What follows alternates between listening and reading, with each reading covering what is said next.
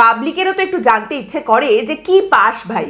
না না, মানে আমারও জানতে ইচ্ছে করে, আমার ধারণা দর্শকদেরও জানার একটা ইচ্ছে হয় যে কি পাওয়া যায়, এগুলো করলে ঠিক কি পাস ভাই।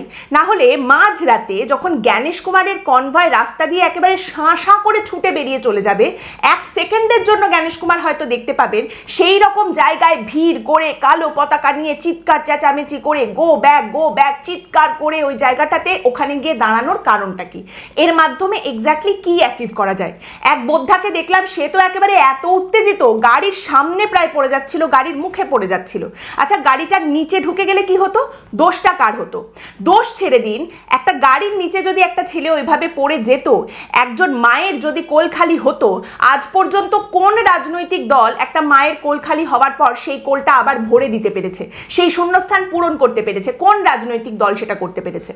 একইভাবে কালীঘাটে পুজো দিতে যাচ্ছেন জ্ঞানেশ কুমার, সেখানে দাঁড়িয়ে কালো পতাকা নিয়ে গো ব্যাক স্লোগান। জ্ঞানেশ কুমারের ঠিক কি এলো আর কি গেল?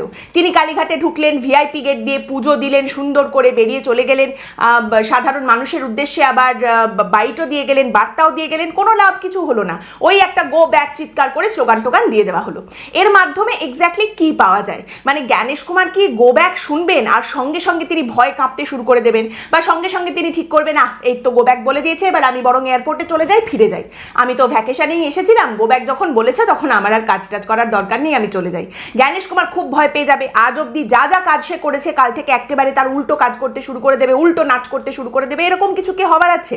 একজন মহান প্রতিবাদী দেখলাম আবার একটি দলের, তিনি বলছেন যে জ্ঞানেশ কুমারকে সামনে প্রতিবাদ করে আমরা এটা আশা করেছিলাম যে তার জ্ঞান চক্ষু উন্মিলিত হবে। হয়েছে কি? কাজকর্মের কিছু অন্যরকম ধরন ধারণ কিছু দেখতে পাওয়া গেছে কি?